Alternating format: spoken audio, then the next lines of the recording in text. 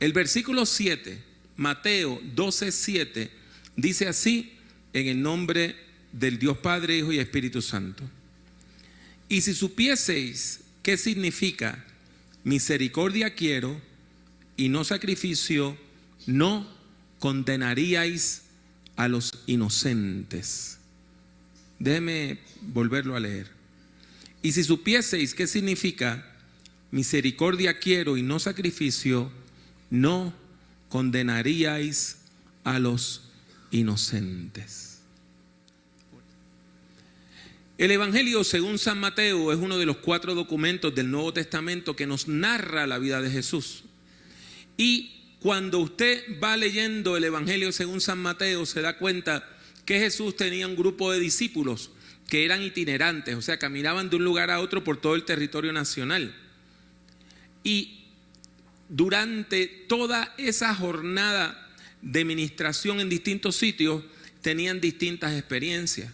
Si usted va al capítulo 11, que es el que precede inmediatamente al nuestro, hay varios eventos importantes. Uno es que Juan el Bautista, un profeta que había sido encarcelado y que pronto iba a ser asesinado por Herodes Antipas, que era el gobernador de la parte norte de la Tierra Santa, de la Galilea, él le manda a preguntar a Jesús si él era el Mesías o si él tenía que esperar a algún otro. Y Jesús le contesta palabras muy hermosas que le dan paz a ese profeta de Dios. Sin embargo, no todo era bonito. Cuando Jesús va caminando con sus discípulos, pasa por varias ciudades que rechazan su mensaje, rechazan a los misioneros cristianos. Y cada vez que iba alguien del movimiento de Jesús a predicar, le decían: usted no puede entrar aquí. No les daban hospedaje, no les daban comida, los rechazaban. Y Jesús se lamenta por eso y lanza una palabra de juicio, un ay, contra esas ciudades. Pero también hay porciones muy hermosas. Por ejemplo, el final del capítulo 11, Jesús lanza una invitación a toda persona herida, cansada, cargada, para que vengan y descansen en Él. Venid a mí todos los que estáis trabajados y cargados, y yo os haré descansar. Llevad mi yugo sobre vosotros y aprended de mí, que soy manso y humilde de corazón, y hallaréis descanso para vuestras almas, porque mi yugo es fácil y ligera mi carga. Y mientras iban caminando, enfrentando victorias y derrotas, siendo aceptados y rechazados, un buen día, nos dice el capítulo 12, que Jesús iba con sus discípulos y llegan a un sembradío de trigo. No sé cuántos de ustedes han tenido la oportunidad de ver un sembrado de trigo.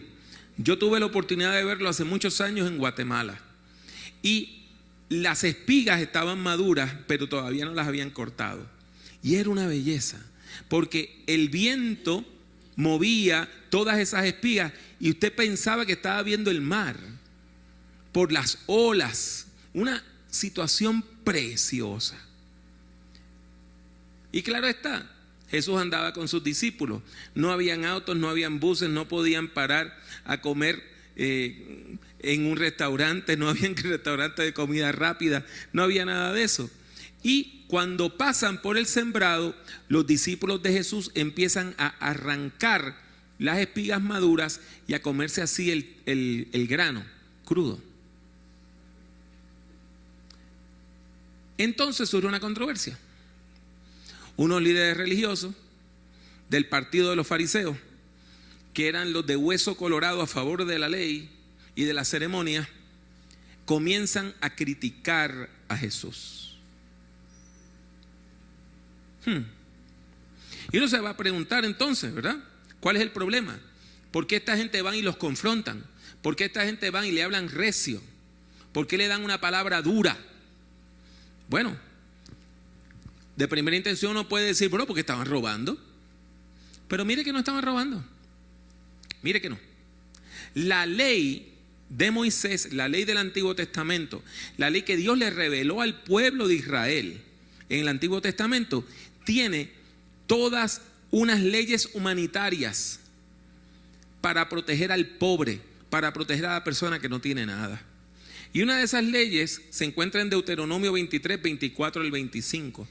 Y dice: cuando entres en la viña de tu prójimo, podrás comer uvas hasta saciarte, mas no pondrás en tu cesto. Cuando entres en la mies de tu prójimo, podrás arrancar espigas con tu mano, mas no aplicarás hoz a la mies de tu prójimo. La mies es el sembrado de trigo.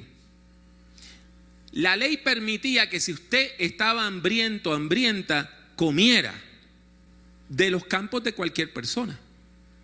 Lo que prohibía era que usted llevara cestos y echara los frutos en cestos y los fuera a vender al mercado. Eso sí era robar. Pero comer, si usted tenía hambre, no era un pecado, no era un delito. Al contrario, era algo que la ley permitía. Cuando usted lee el Antiguo Testamento, encuentra que esto era una práctica para bendecir al pobre. Hay un libro en el Antiguo Testamento que nos cuenta la historia de Ruth, y así se llama, Ruth. Y hay una parte donde se narra cómo un hombre adinerado que se llamaba Booz manda a todos sus obreros a trabajar. Y ellos van espigando. Pero claro está, no se podían llevar todo. Y lo que quedaba era para los pobres. Por lo tanto, los fariseos no se están quejando porque esta gente esté robando. Entonces, ¿por qué se quejan los fariseos contra Jesús y sus discípulos? El texto nos dice, vamos a leer desde el versículo 1. En aquel tiempo iba Jesús por los sembrados en un día de reposo. Y sus discípulos tuvieron hambre y comenzaron a arrancar espigas y a comer. Viéndolo los fariseos le dijeron: he aquí tus discípulos hacen lo que no es lícito hacer en el día de reposo. Y aquí encontramos el problema. El problema es que Dios había dado una ley en el Antiguo Testamento de que había un día de la semana que había que consagrarlo para adorar a Dios y para descansar. Hoy la ciencia nos dice que eso es bien importante. La ciencia nos dice que usted no puede trabajar todos los días de su vida 24/7, que el descanso es importante. Y la ciencia nos dice que la espiritualidad es importante. Cuando se hacen estudios de las personas que están gravemente enfermas, las personas que oran y meditan se sanan más rápidamente. Porque la oración prende unos receptores en el cerebro que ninguna otra cosa puede despertar. Tengo un amigo que está haciendo investigaciones sobre el tema del Alzheimer. ¿Y saben qué han encontrado? Que cuando las personas que tienen Alzheimer oran y cantan al Señor, se iluminan partes del cerebro, que son las partes del cerebro que se iluminan cuando usted ve a una persona amada de frente. Por lo tanto, la espiritualidad es importante. Usted tiene que cultivar su espiritualidad. Yo tengo que cultivar mi espiritualidad. Tenemos que cultivar nuestra espiritualidad. Eso es crucial. Si usted no cultiva su espiritualidad, usted es una persona incompleta. Puede estar sana emocionalmente, puede estar sana físicamente, pero no está sana espiritualmente. Así que el sábado era importante. Los fariseos tenían un punto. El sábado era importante. Era importante descansar. Era importante adorar a Dios. De hecho, los discípulos estaban caminando largas distancias en el sábado. En el sábado usted no podía caminar más que un par de kilómetros. Por lo tanto, los fariseos tienen un punto válido cuando critican a Jesús y a sus discípulos. Ustedes están violando el descanso que Dios ordenó. Sin embargo, Jesús tiene una respuesta para ello. Y la respuesta es bíblica. Jesús les confronta y les lleva al Antiguo Testamento y le dice: ¿no habéis leído lo que hizo David cuando él y los que con él estaban tuvieron hambre? ¿Cómo entró en la casa de Dios y comió los panes de la proposición, que no les era lícito comer ni a él ni a los que estaban con él, sino solamente a los sacerdotes? Esta es una referencia a 1 Samuel capítulo 21. David, que después fue rey de Israel, antes de ser rey, fue siervo de un rey llamado Saúl. Y Saúl enloqueció y decidió matar a David, algo que no pudo lograr, pero lo amenazó. David huyó, y cuando huyó tenía hambre, huyó hasta sin armas, y llegó al templo de Jerusalén y pidió de comer. En el templo, todas las mañanas se horneaba pan fresco y se ponía en el altar, pero ese pan nadie se lo comía hasta el otro día, y solamente se lo podían comer los sacerdotes, porque era pan consagrado, no era pan común, era pan santificado para Dios. ¿Y sabe qué? Los sacerdotes le dieron de ese pan a David para que comiera, para que viviera. ¿Qué es lo que encontramos aquí? Lo que encontramos aquí es un choque de dos conceptos distintos de lo que es la santidad. Los fariseos la están viendo desde el lado legal y ceremonial. Jesús la ve desde el lado de la vida y la misericordia. Entonces, ¿cuál de los dos está correcto? La santidad es un concepto bíblico. Las palabras principales que se relacionan con la santidad en la Biblia, en el Antiguo Testamento, que se escribió en hebreo, es la palabra kadosh. Y en el Nuevo Testamento, que se escribió en griego, es la palabra hagios. La palabra hebrea viene del verbo que significa cortar, separar. Por lo tanto, santificar es cuando usted separa algo, lo aparta para Dios. Y se puede santificar un objeto, se puede santificar un lugar, se puede santificar una persona. Una persona se puede dedicar al servicio de Dios. Un lugar se puede dedicar al servicio de Dios. Un objeto se puede dedicar al servicio de Dios. Los fariseos lo están viendo desde ese punto de vista y dicen: el sábado ha sido dedicado ¿para qué? Para adorar. Ha sido apartado para adorar. Si usted está haciendo cualquier otra cosa, está pecando. Sin embargo, Jesús tiene otra perspectiva. Ya le dije que Jesús cita 1 Samuel 21. También Jesús le llama la atención de que en el día de reposo los sacerdotes están trabajando en el templo. Así que los sacerdotes no están obedeciendo el descanso porque ellos trabajan. ¿Pero para qué trabajan? Para bendecir a los demás. ¿Para qué trabajan? Para hacer de bendición al otro, para afirmar la vida del otro, para ayudar a la otra persona. Así que lo que encontramos es que la definición de santidad de Jesús se basa en otro punto de vista. Sí, santidad es que usted aparta algo para Dios, pero santidad sobre todo es que usted imita el carácter de Dios. Hermano Pablo, ¿qué quiere decir eso del carácter de Dios? Piensa en Dios. ¿Cómo es Dios? Dios es bueno, Dios es misericordioso, Dios ama, Dios bendice, Dios tiene paciencia, Dios perdona.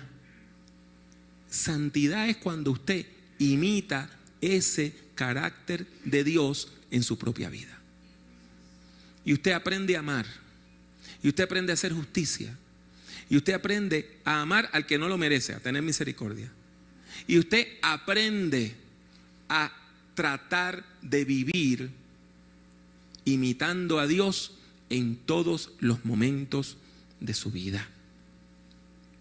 ¿De dónde Jesús saca esta visión distinta de la santidad?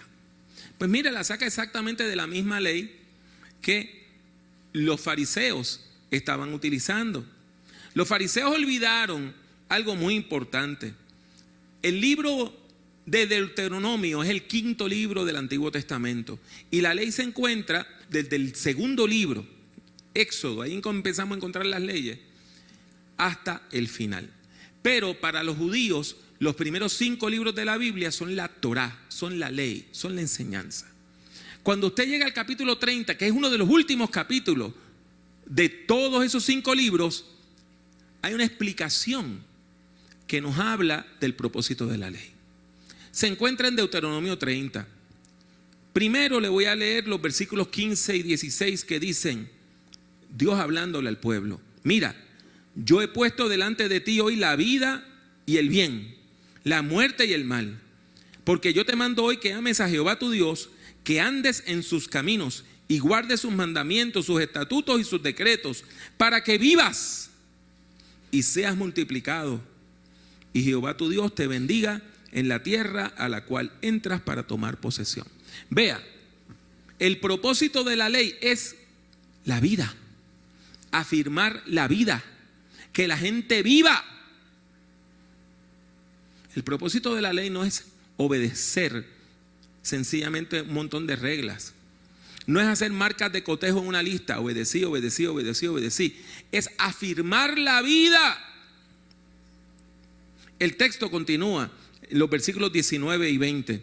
A los cielos y a la tierra llamo por testigos hoy contra vosotros, como si fuera un juicio. Imagínese usted un juicio donde el jurado son los cielos y la tierra. Que os he puesto delante la vida y la muerte, la bendición y la maldición. Eso es lo que Dios ha hecho con nosotros. Todos los días Dios nos pone delante la vida y la bendición. Y al otro lado tenemos la muerte y la maldición. ¿Y qué nos dice Dios? Escoge pues la vida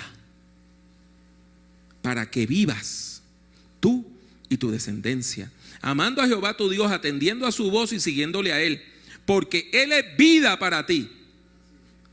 ¿Qué declaración más contundente? Dios es vida para usted. Dios es vida para mí. Dios es vida para nosotros. Dios es vida para nuestro mundo. Eso está perfectamente en la línea de lo que dijo Jesús en Juan 14:6, cuando dijo: yo soy el camino, la verdad y la vida. Dios es la vida. ¿Usted se ha puesto a pensar en eso? Dios es la vida. Por eso cuando una persona me dice: yo no creo en Dios, yo le digo: ¿pero estás vivo? Sí, yo estoy vivo. ¿Usted cómo no crees en Dios? Me dice: ¿pero a qué usted se refiere? Dios es la vida. Si tú estás vivo, estás en Dios, aunque no lo reconozcas. El texto continúa diciendo: porque Él es vida para ti, prolongación de tus días, a fin de que habites sobre la tierra que juró Jehová a tus padres, Abraham, Isaac y Jacob, que les había de dar. Jesús está en una línea bíblica y continúa esa línea bíblica cuando le responde a los fariseos: si supieses qué significa misericordia quiero y no sacrificio, no condenaríais a los inocentes.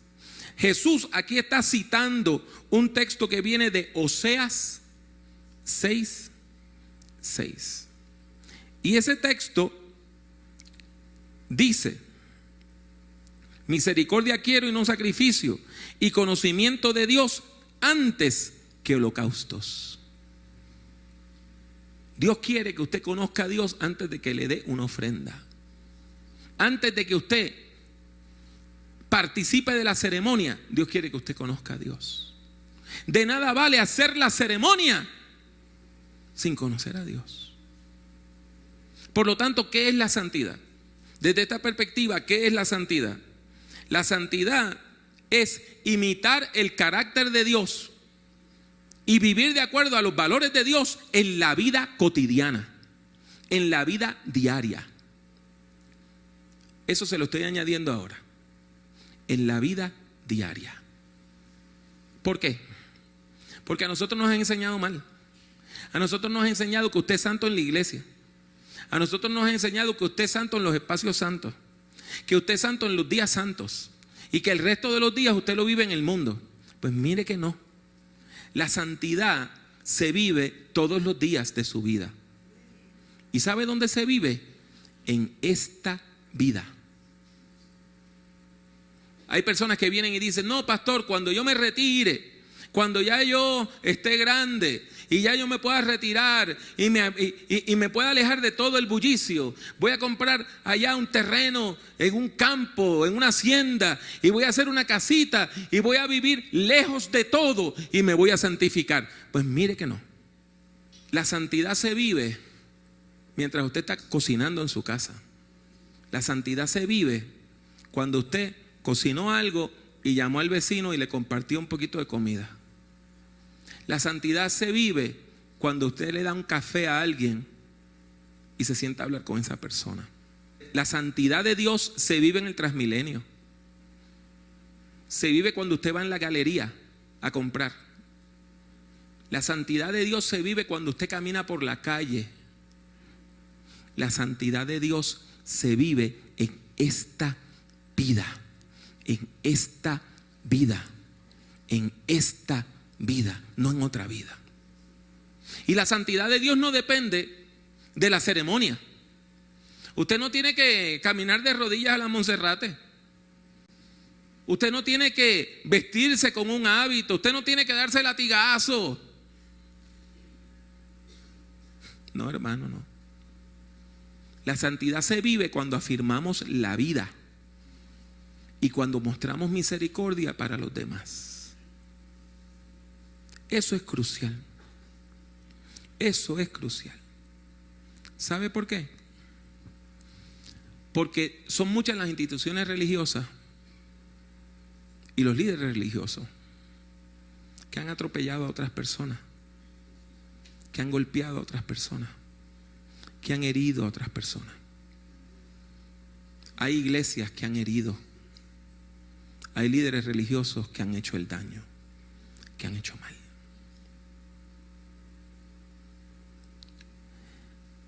¿Y sabe por qué?